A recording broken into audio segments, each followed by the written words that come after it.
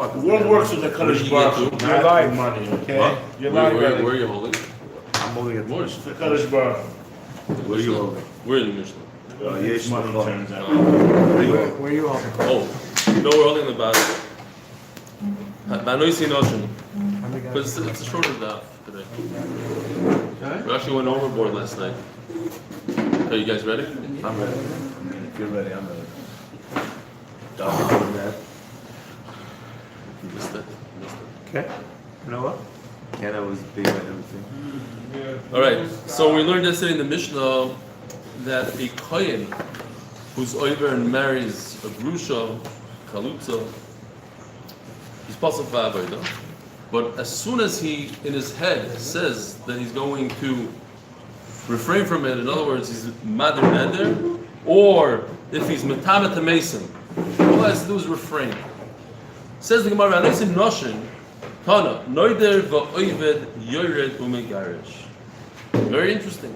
A person is living in sin, so all he has to do is say, "I'm not going to be with her anymore," and immediately he can do the avodah. Imagine a guy comes from Chutz La'aretz, right? I'm Aretz Shtickle, and they find out that he's married to a grusha, so he doesn't have to go all the way back and divorce her. On the spot, in the Beis Hamikdash, I think I mentioned to you already. I dive in that place that I said shir for 8 years. There's a guy in the minyan there that's married to a grusha. The Goya. You're right. I'm not gonna get this sugya next. I try to stick it in. Each sugya, try to stick it into the sugya. No, it's true. He was married to a Goya, and we could not be mitzvah the minyan. So 10 people would finish one essay, but we couldn't start one.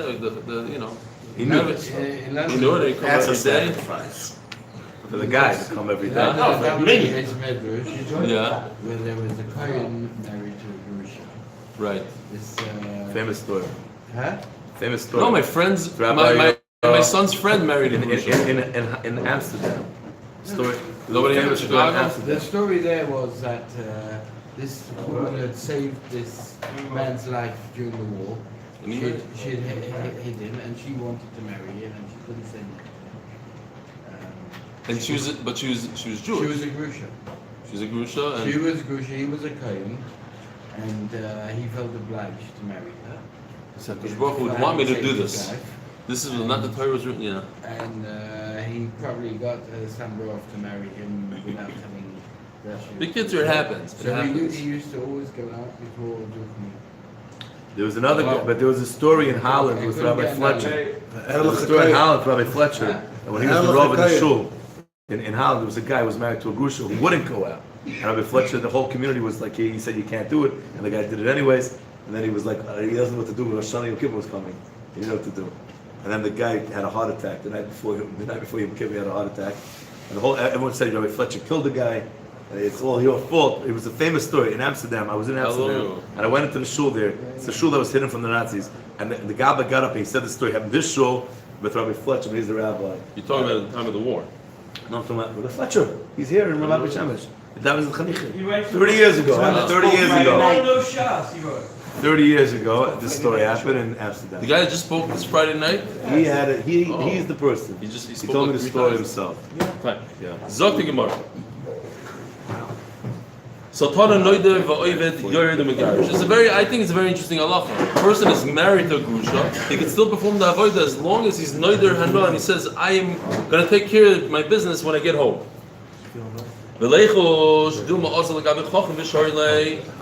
How could a nether work? You could always undo the nether, so you could be tricking us, you could be fooling us, you could be performing the avodah, and as soon as he's done with the avodah, he'll go to the chacham and say, "I was noider, I'm going to divorce my wife. I want to get out of this." He's going to have to tell the chacham exactly what happened, and therefore the chacham is going to catch on quickly, and he's not going to give him a taras neder. But according to the man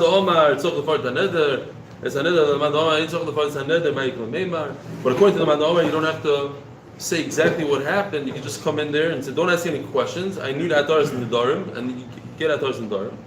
Pretty much like what we do on Erev Rosh Hashanah. There's nobody says anything specific. So it says the Gemara, the Madrin Levi Rabbi. It's a much stronger neder if you do it in public. So we make this guy. You want to perform the avodah now? Okay, go in front of in front of a tzibur, and state your case and say you're not going to go back to your wife. That's great. According to the Madonna, it says that works. But according to the Madonna, it says that even if you do it in public, you can undo it. This is something even stronger.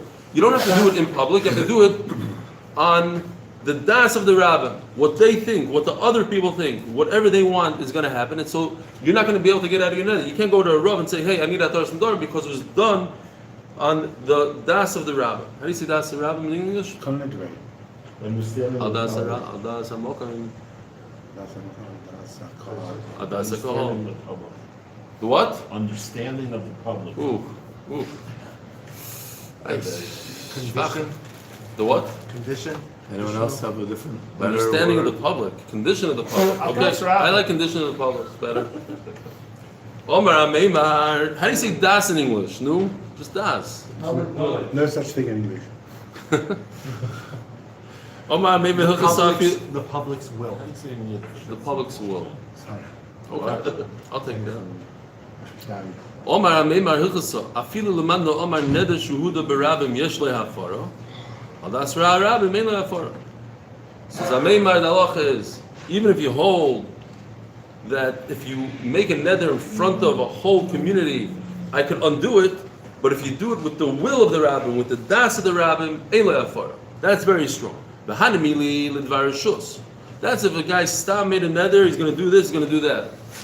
But l'dvar mitzvah, a person like in our case, who says he's going to divorce his grusha, which he wasn't allowed to be married to in the first place, yesh le'afara. The opposite. Okay, this doesn't apply to our case. Sorry. But if a person says that he's not going to do something, he's not going to do a mitzvah. So, the point is that what is the will of the tzibur? You have to ask them. We understand what they want, what they don't want. So, if you made a neder against something that the tzibur wants, then you could do hafara, and vice versa. In other words, it has to do with what they want. This is one of the most incredible stories in Shas. By the way, this is another story that I remember. It's a perfect way to finish off this parak, which was a lot of not politically correct stories. And here's the most impolitical correct story in the world. There was a Rebbe in Cheder, in school. Adri Ravacha. Ravacha said, I swear I'm making a neder that this guy cannot be a Rebbe anymore.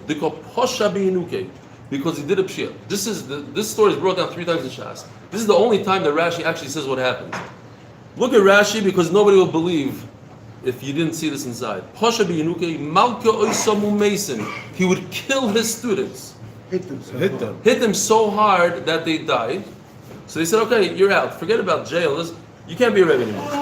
The Hadri Ravina said, we have to take him back. There's no Rebbe as good as him. So he killed a few people. It's not a big deal.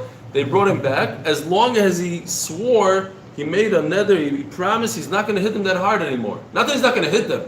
He's not going to hit them till they die. Doesn't mean physical death. It means it's being tied inside. That's even worse. That's even worse. Where did you see his mashpia? Where did you see his mashpia? What? I'll say something. Who says that? The people, the mefarshim. Muchach mizeh shegam neder das rabim efshel. Yeah, that's what it is. They just took him back. It doesn't say that they made him swear. Over here it doesn't say it. You're right. Rashi doesn't say it. Okay, well, thank But you. I'm saying there's other You can't people take that a are saying. shvur against his tefah. He's going to do something. You can control him. You have to say that he made some sort of adjustment, otherwise it's ritzich, it's b'koach nefesh. Why are you being politically correct now? No, I'm just saying. I said, look inside, look in the bottom over here, and he says, I saw it inside somewhere. I don't know. I don't remember where. It could be either the Mesifta or the Arshel. Those are two places. I'll go upon him. So Nachamo, I think we have to read the story again one more time. There's a Rebbe that used to teach learning. I love to flip the story out when they say, a Revolver said you're not allowed to hit your kid. I said, and he used to beat his kids until they died. But now I have another thing. This lady told me, the psychologist said, Revolver said you're not allowed to hit your kids. I said, actually he says in a sefer, he says that you should hit your kids. You should never hit your kids, but in an extreme case, for instance, when a mother comes home and the kids are jumping up and down, so you smack them real hard so they should shut up. In those extreme cases, you're allowed to hit your kids. So who's quoting Revolver that you're not allowed to hit your kids? Those are the cases that you're allowed to hit your kids. So then when can you hit your kids? He said it can't be systematic. That's what he said. It can't be a Okay, full fine. punishment. If Fine. you lose it But once don't in a quote while- Revolver that he says that you're not allowed to hit your kids. But I go upon him. Do not hit your kids. Today's class called Chinuch Parenting 101. How to hit your kids. You're allowed to, but Kitzer, if anybody wants to know the halacha, you're allowed, if you hit your kids that hard that they die, it's not the end of the world. They'll reinstate you as a parent. If there's no other parent that could do better. Here goes David. As I said, this is the most impolitically correct Gemara. The interesting. We have to understand. The kids, it doesn't apply nowadays. All It's these only if you things don't rush it. apply. It's only if you Nishtanu Adoris. The kids are Nishtanu Adoris. Let's go with It's not that. Doris. We said it 6 times already in the last 2 downs. This is We'll not say it again. Doris, this is Dar. What? It's not Nishtana Hadar. It's not Doris, because even 25 years ago, It works a little accepted to hit children in school. In school, wow. Yeah. Yes, yes. Sure. We used to get beaten. We already had respect. Our generations had Damn, respect. are you kidding? We were much we didn't have all this off the derech stuff going on. And the only difference I could see is the internet and the hitting. The 2 things. I So don't know. this is Stuff happened, but no one spoke about it. They were too embarrassed to speak about it. That's Okay. The interesting thing about this Gemara is Yeah. that the Gemara is trying to bring a raya of what Aldas Rabbi means, right? Aldas Rabbi means that everybody's going to are going to agree. Yeah. So that means that in this You're case, not- where it's Mitzvah Mitzvah, Everybody we assume agreed. that Everybody everybody's read going it. to agree. Right. So that means that everybody's agreed No, to no, it's him here. going back on his neder, not to hit. Yeah, it doesn't There's say- a Rebbe in my school, when I was a kid, there's a Rebbe in school who actually broke a kid's hand. Beating him up, he broke his hand. Very good. I had a Rebbe in class who chased the kid down the hall once. He just chased him down the hall. Get right from opinion. And now when I learned in Bnei Brak, I was going to Mincha, I was 10 years old, walking to the Beis Medrash, and I wasn't walking quick enough, so a Rebbe from another class whacked me in the back of the neck. I remember seeing stars, like it hurt really hard, like I don't even know you, who, you're not even my Rebbe, and he just, anyway.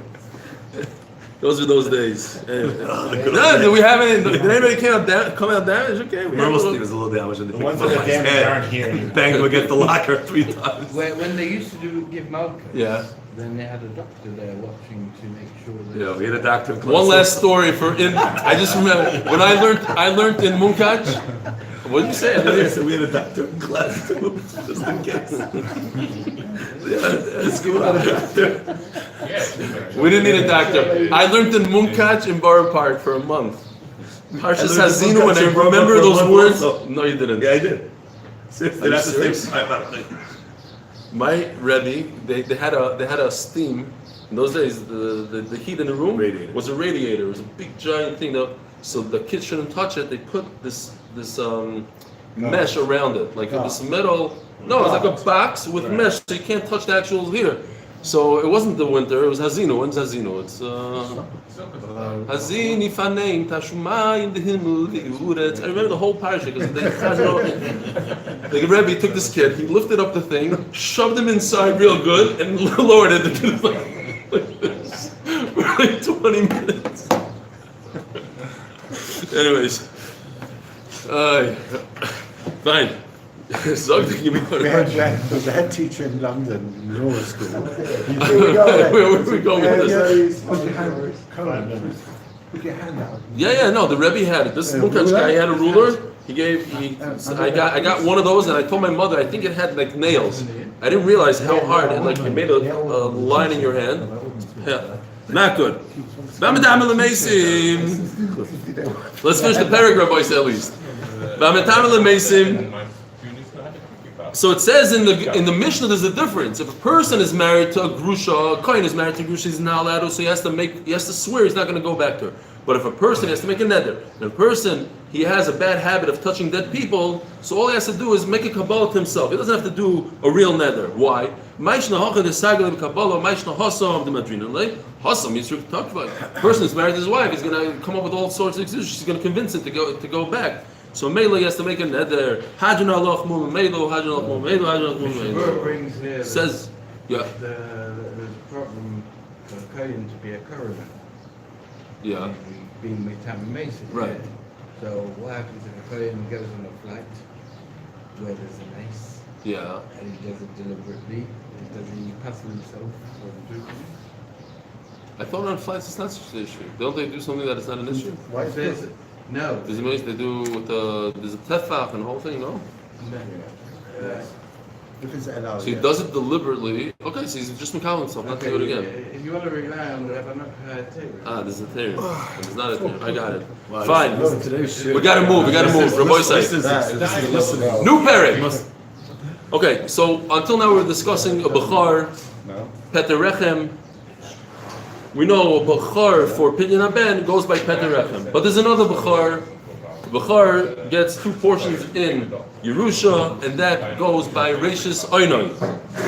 Reishis Oinoi is completely different than Peterechem, right? You hear Rabbi say? I wild up the Oilam. It's my fault. There's a difference between the Bechar le-Nachla and a Bechar le... Yerusha. No, that's Nachla. Bechor. For Pidyon. Bechar le-Koyin. Bechar le-Koyin has to do with Peter Rechem, the one that comes out first, and Bechar le-Nachla has to do with Reishis Oinoi, the one that the father cares about, the one that the father cries about, mourns. Says the Mishnah, therefore, you have differences. Yesh Bechar le-Nachla, there's a firstborn that gets double of the Yerusha. Ve'ena Bechar le-Koyin, but the father doesn't have to give, or he himself doesn't have to give, a Pidyon Haben. Bechar le-Koyin, ve'en Bechar le-Nachla. There's one that you have to give a Pidyon Haben, but he doesn't get double Yerusha. Bechar le-Nachla v'le-Koyin is a regular Bechar who gets double Yerusha, and you have to do Pidyon Haben. Ve'yashein Bechar le-Nachla le-Koyin. Eiz Bechar le-Nachla ve'en Bechar le-Koyin. Which one gets double Yerusha, but you don't have to do Pidyon Haben? Haba acher nefalim. So Rashi says an interesting case. We're talking about twins, but this is very interesting. One twin is older than the other. One is a full term, one is less than a full term, like an 8-month. They became twins at different times. Impossible. Impossible? Why? Twins? I thought it is possible. Twins were conceived at the same moment, and you can't have... Definitely, the Gemara talks about different conceptions within the same pregnancy. The Gemara talks about double conception, double. Okay. Once a woman is pregnant, she... So I guess we're going with impolitically correct. We're continuing with the The best form interesting. of birth control, they say. It's, once a woman is 100%. pregnant, she can't ovulate again. Therefore, there can't be a month later another. Maybe there's an egg there. Maybe it's split later. Maybe it's split later. He's talking about a crazy case. He's talking about a Look crazy it up, scenario. Chaim. Look it up. It does happen. It's a rare thing. It does happen. Dr. Kornbluth argues on Dr. Kornbluth. The two correlates are arguing here. Fine. The point is that a naphil came out, meaning an undeveloped fetus popped its head out. Maybe it happened at a later date. Rashi says that's how it happened. But the undeveloped fetus popped its head out, even though it was alive, and then the head went back in. Superfatuation. Oh, there is a concept. See, there is. Okay, we have to have charata. It's not impolitically. What? What is it called? It's called superfetation. Superfetation. A woman can continue to ovulate after she becomes pregnant, and ovaries can release another. Is there any doctors watching and listening?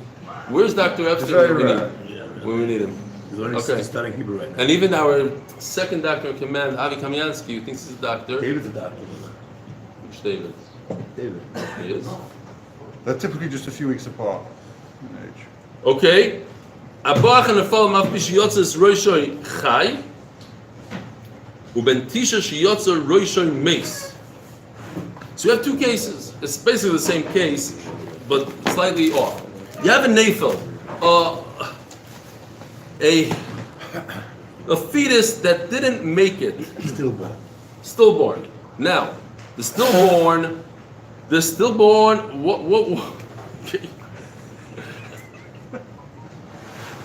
A stillborn who stuck his head out when he was alive, when the stillborn was not a stillborn yet. but he doesn't count because he died. So when it comes to Nachla, who's the firstborn here? Who's considered? Who gets two portions? The one that stuck his head out for a second, or the one that was born normally later on? The one that was born normally later on, because in terms of Bechor, it has to be Reish Soinoid that the father cares about. The father doesn't care about the stillborn. But when it comes to Peter Rechem, who is the Peter Rechem? Who came out of the womb first? The stillborn came out of the womb first. So therefore, the stillborn pater, there is no Pidyon Haben on the second one. Okay, now the second case is the same case, just it wasn't a stillborn. One of the twins stuck his head out when the head was dead. He was dead inside the stomach. Came out dead, so that's not considered a birth for Nachla. But even though it's full term, but it's dead, so the father doesn't care about it. But for Peter Rechem, it came out of the womb first. The difference is just Nafel versus not Nafel. Stillborn versus a viable baby versus a non-viable baby. The viable baby has to be born dead in order for this case to happen, and the non-viable baby could be even alive, but it was non-viable, so the father doesn't care about it. If she gives birth to some strange creature, so the father doesn't care about it, but it opened her womb. So Mela, the next vlad after that is not a bechor for Peter, for the kohen. So Chacham say no, since it doesn't look anything like a human, so it doesn't pater for Peter Rechem either. It doesn't do anything, not for Nachla, not for Peter. Hamapela sandal. So this is a regular baby, just it's squished. It doesn't have a tzur of a face, maybe oishilya, oishofer merukom. It has the sac. We know the shilya has to have a baby. Oishofer merukom. It started having a tzura v'hayoytze mechutach, or it comes in pieces. But at the end of the day, it was a vlad abach rein bechor lenachla. So the father has no attachment to all these things. So therefore, the one afterwards gets two portions of Yerusha, ve'enoi bechor l'koyin. But he's not, what? On the Rameh. Sandal? No, Sandal doesn't have Tzur Sodom as well. Hamapeles kimin be'mechai ba'oif in Chachamim. Chachamim on the first part. Mapeles is the next case. Nobody's mechulak on that. He's asking why. No, you're asking why, because I think it means that it's a full, it looks like it has all the tzur of a person, his face is squished. It's not it doesn't look like a giraffe, it looks like a person with a bad face. Mi sheloi hoyoloi bonim, v'noso isho shekvar yoldo. So the man didn't have children, but the woman had children. So what happens? So his first baby is a bechor lenachla, but it's not a bechor for Peter Rechem because she already had a bunch of children. Oido shivcha benishtachra, she's a slave, and then she became free. Oido nachris benisgaira, or she was a guy that became a giyores. Mishabas li Yisrael yolda, and then afterwards she gave birth. So Memela, the vlad is not miyaches to the father. Bechor lenachlo ve'inu bechor l'koyin. When she was a guy. When she was a guy. Right. She had the baby when she was a guy. Yeah. So bechor lenachlo ve'inu bechor l'koyin. So why is it a bechor lenachlo? Father. What? Father was a father. But when? The father's first child. The baby was born after she was Jewish. And then So what was the case? First, she had a child when she was a guy. Right. So Mela Now it's not a kid, there's no Racist. rechem, because the guy, what she had when she's a guy, that is still considered, even though she's a guy, still considered not Peter Rechem. But now, the next birth is Mesiaches to the father, L'nachla. The first baby wasn't that father's? No. No. What happens if it was that father's? So it could be also, it's not it's Gershon's guy, I don't know, it's not his. Maybe it's not Mesiaches to. We don't know the father is right. There's no Well, room. they've been living together for 20 years. Doesn't Eventually matter. decided to There's no become such Jewish. Go on.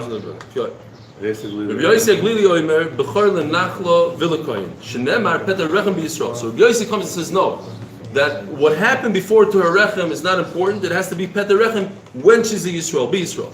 Achi Patru Rechem b'Yisrael. Mi shoylu banim v'nosik ishav shelo yolda. He already had children. So Memela what? Memela, he already gave nachlo. But she never had Peter Rechem. Or Nizgairo Muberes, she became a Gioris while she was pregnant. Nishtachra Muberes. So now it doesn't go to the father. It's not over here. It's not Misachas to the father. Or you have to take off the vaver. Yoldahi v'choyhenes. She gave birth together with the koyhenes in the room, and now their children got mixed up. So when you look at the child, you don't know if it's a Yisrael or a kohen. Does it need Peter Rechem? Does it need a Pidyon Ben or not? But you as the father had a child here. You have to give Peter Rechem. He ulivio. He v'isha shikvar yolda. So Memela what? He has to do Pidyon Ben, but there's no nachla. Because this child can't come to him and say, you're my father. I don't know if I'm your father. I might be the second guy's father. But you have to go to the kohen, give him 5 without a baby. You just go empty-handed. You give 5 slime to the kohen because my wife gave birth to a b'chor. Could the 2 kids come in, demand it? No. I'm going to give Yerusha to one, and you have to prove which one. Moitz mechaber l'ra. V'chein mi shelo yishoa solach abal shlosh chadashim. And if a woman got married too quickly without waiting 3 months between marriages, v'nisis v'yolda, and she got married and she gave birth to Yidovim ben Tishul Rishon and ben Shiva la'achroin. So over here again we have a suffix. Moitz mechaber l'ra b'chol l'koyin ben b'chol l'nachlo. Now b'chol l'koyin. I did a quick chart here. You can look it up. I don't know if you can see back there because again it has a lot of words. It's very interesting. In the cases of the Mishnah, who has to do the Pidyon Ben, and why is there a P'tur for Bechoros? So it says like this: a woman who never gave birth before in her life. So who has to do Pidyon Ben? The father. And if the father doesn't do Pidyon Ben, Atzmoy. It means the father, Aviv and Atzmoy. But if you go to the next case, a Gerim, who has to do Pidyon Ben? He himself. Because he's not we don't know the father is. What about he's not miyuchas to the father? Yerusha, there's no Yerusha because it's not his father. Now, in the case of Nisarvavu, there's 2 women gave birth in the same room and we don't know who it is. So who has to do Pidyon Ben? The father, because the father for sure has a chiyuv. He just doesn't know which one. And if the father didn't do it, he himself has to do it. So he himself means both of them. If the father doesn't do it, then the son has to do it when he's Which son? Yeah, no. Oh, yeah, okay, which son? Very good. Now in Yerusha also, the last case that the kid was born from a 7 or 9, so the kid has to do it himself. Because the father's not mechuyev, the father's not mechuyev. He doesn't know. There is no father. Who's the father? It could be the first husband, it could be the second husband. Make a case the second husband should do Pidyon Ben. Because he'll say no, let the first guy do it. So the kid himself has to do it. So it's very interesting that all the cases, the chiva of Pidyon Ben, it's on somebody else, and the last case, very good. When I was bar mitzvah, I probably told you this, the day I was bar mitzvah, I made very little money at my bar mitzvah. Lev Levayev, the famous Lev Levayev was my neighbor in the same building room, Hanan. He gave me basically all the money I had for it was like $200, I think. That was my money that I got from him. My father said, go take that money and do Pidyon Ben on yourself. I think there's a sheet of the guy like that. So I had to go buy, with my little money I had to go buy. I went and bought a silver, like a box of silver in a store for Chodesh Slime. Knocked on this coin's door. Everybody said, oh, you have to go to Rappaport or whatever. Knocked on his door. He didn't even let me inside. He had a thing by his door. He says, read this. Give me the thing. Slams the door. Shalom Yisrael. There went my bar mitzvah money. Next. Men Baba Beis. Sorry. Why did your father do Pidyon Ben for you? He did, but he says maybe I'm not exaggerating. He says, maybe you're a little, because my opinion didn't work. Go right now. Now that you're a bar mitzvah, you can do it yourself. He said it more or less. That's what I understood in those days. Maybe he didn't really say that. After he called me a tumtum androgynous. We'll be collecting money for all of Eli's past traumas. It wasn't the smacks and it wasn't the this. It was the Pidyon Ben story. Omar Shmuel. Ein haroish pointed bin afalim.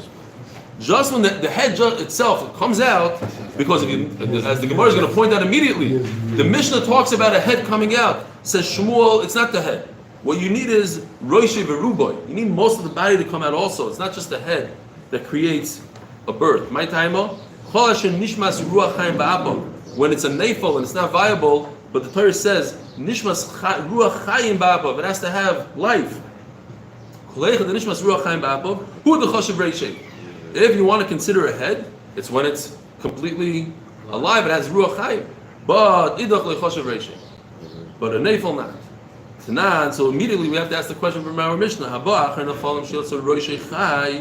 It says, if there's a nafel that stuck his head out, it doesn't mention anything about roishi virubai. It says it's enough that the head came out. Uben tisha shiyotza roishoi meis.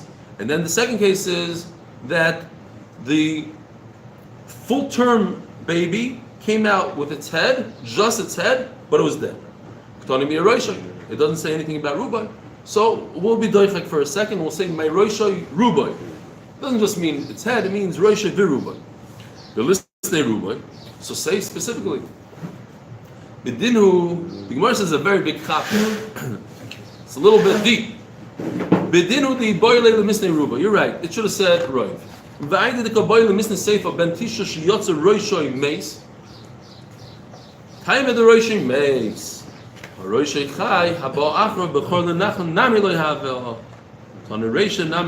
explain. The seifa is very specific. It's dependent on the head being alive or dead. It's dependent on the baby being alive or dead. It happens to be that in the seifa you need roish v'rubai. Here's the chap. In the seifa also you need roish v'rubai. Don't read the Gemara. Oh, the seifa is talking about a roish, so the roish also says roish. No. The Seif is talking about also a case of Roishi Verubai. Why? Because the baby died. When the baby died, according to Shmuel, the pasuk says Kol Shenishmas Ruach Chayim Ba'apav. It has to be alive in order to just consider a head. But the baby's dead, so you have to consider head and body. So then why does the Mishnah say body? Because the point is the head. You have to see that the baby's dead. How do you see that the baby's dead? If the Mishnah would say Roishi Verubai, it would take your focus off of the fact that the baby's dead. We want to keep your focus on the fact that this full-term baby happens to be a dead baby. And how do I tell you that? By saying Roishoy Meis. The head is dead. It's a little off the lashon. It's a little kind of doichak, and it's interesting. And therefore the Gemara actually goes away from this. But that's the vart right now. When the Mishnah says Roishoy, it really means Ruboy, but because in the Seif I want to point out a very important point, which is that the baby is dead, so I said just Roisha. But in both cases, it means Roisha v'ruba. So what's the big chiddush in our Mishnah? That once the head comes out, it's considered a birth. Tanina, that I know already. We're talking about a ben pekuah. We just learned in the Chulin, right? The famous ben pekuah, that if I shech the mother, I don't have to shech the offspring. But if the offspring stuck its head out for a second, it's all over. Now you have to do shchita on the ben pekuah, on this baby. It's not a ben pekuah anymore. All you need is that the head should come out and it's considered a birth. Maybe in Chulin we're talking about animals. So the birth is different. It's a different type of birth. The head is a head, and maybe by a person, it's not enough, or it is enough. So it says it by us also by a person. Why? Because the Adam behemoth lo yolav. Maybe I would say that I cannot learn a human from an animal. Why? The less loyal proizdor. An animal doesn't have thighs. The animal lifts up its tail, and now the whole birth is exposed to everybody. So once the head comes out, everybody sees that there's a birth. But by a person, the birth is somewhat hidden. So if a head comes out, it's not really noticeable so much as an animal. So I think just the head came out, it's not a real birth. Kamashmalan, there is a bird. Behema ma'adam lo yalfa, and I wouldn't be able to learn an animal from a person. What? Prosdor means the thighs? Yeah, there's a canal, there's something blocking, not inside, outside. The legs. The legs of a human protect, shield the birth. When you're viewing the birth from the side, you might not see the head come out because there's legs. By an animal, there's no legs, it's all exposed. The animals got it straight.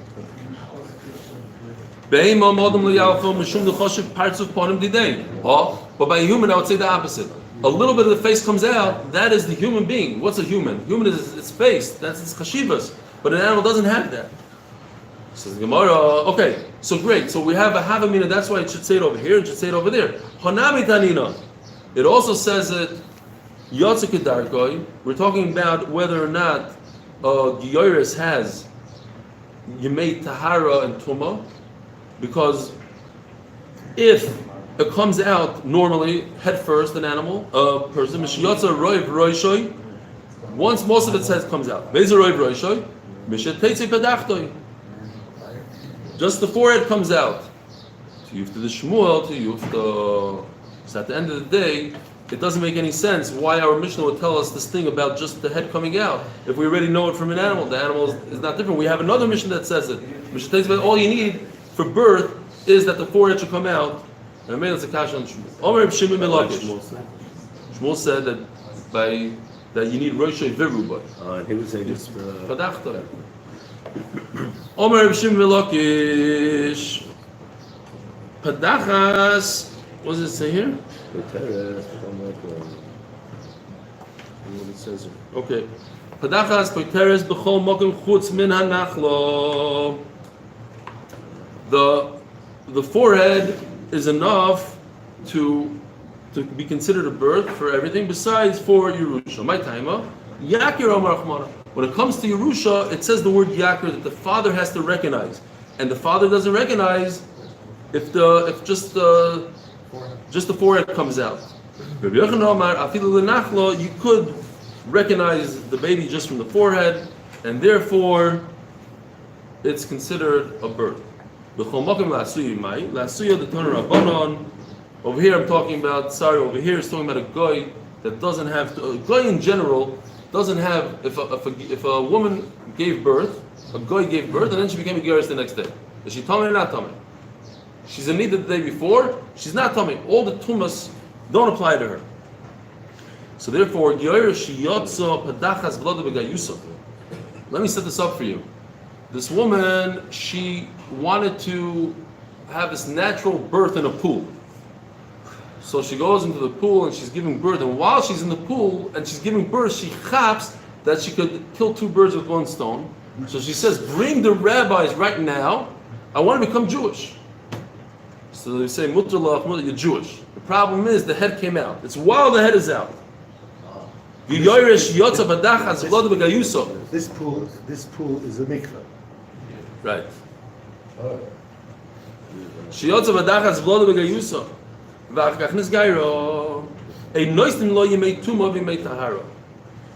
So since the forehead came out, it's complete birth, and Memela, she doesn't get even the 33 days of a zachar, the 66 days of an cave of tahar. She doesn't get those either.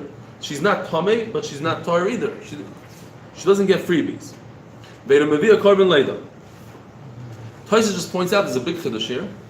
Because, okay, so Padachas works for everything in the Torah. So why wouldn't Padachas work for Giyaris? So he says, but at the end of the day, maybe she had a second birth. She had a forehead come out. That's the goy of her. Gave birth to forehead. But then the Jewish person, after she became a Giyaris, gave birth to 3/4 of a person. So 3/4 of a person should be another birth, B'negeh to Tahara, B'negeh to Tumah. What? You said the head was the main part. Yeah. She gave birth, but then she gave birth like to a twin or something maybe. I would have such a havamina. After she became Jewish, she had a full birth. 3/4 of a baby came out. I'm just explaining a little bit more of a chiddush. It's not an halacha thing, it's a mitzias. At the end of the day, physically she gave birth to 3/4 of a baby.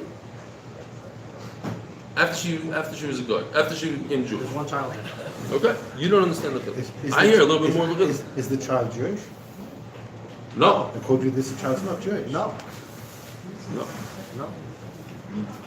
Meisve Yakir. Now we're going to ask Kasha Rechel. Zu Akars Ponim. Not going to do it. Bezu Akars Ponim. Parts of Ponim imachoitim. Over here it says specifically that you need a face with the nose. What does Rabbi Yochanan say? All you need is a forehead. So over here it says specifically with the nose. Tani adachoitim. Not imachoitim, it's adachoitim. Without the nose. Toshma Eimi Yidin Elo al parts of Ponim imachoitim. We're talking about a naguna. We want to testify that the husband is dead, so she can get married to somebody else. But they have to testify that they saw the face with the nose. They can't just say, "Oh, I saw a forehead that looked like your husband."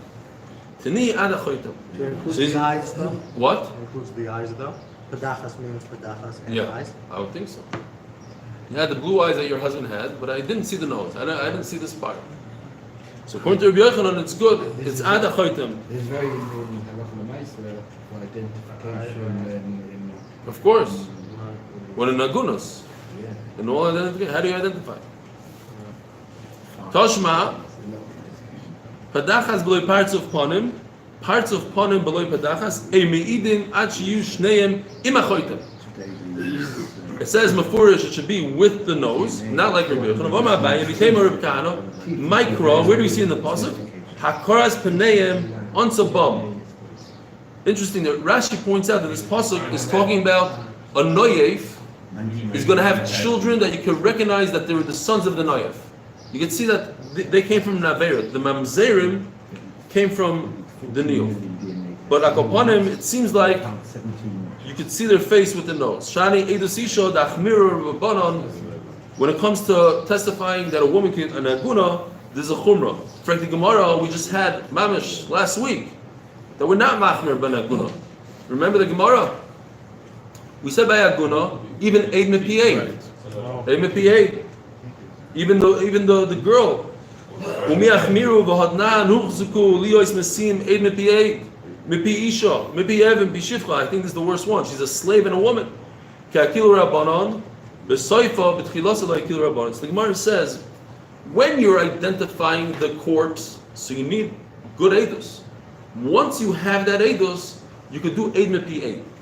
But the initial, you can't have a shifcha say, "Oh, I think I recognize that person based on his forehead." I need a good identification. That's the tchila. Once I have a tchila in motion, then I can continue and say, even a MPA, even a shifcha heard it from somebody that said it was identified correctly. The identification has to be right. The identification is right. Identification has to be right. Afterwards, you can hear it secondhand. When the Torah by Bechoros says Yakir, it's a different type of hakara than hakaras panim, than recognizing a face. The father recognizes. It's not recognizing that we're talking about by guna. But there's, as long as he saw something on the forehead, then he's already connected to the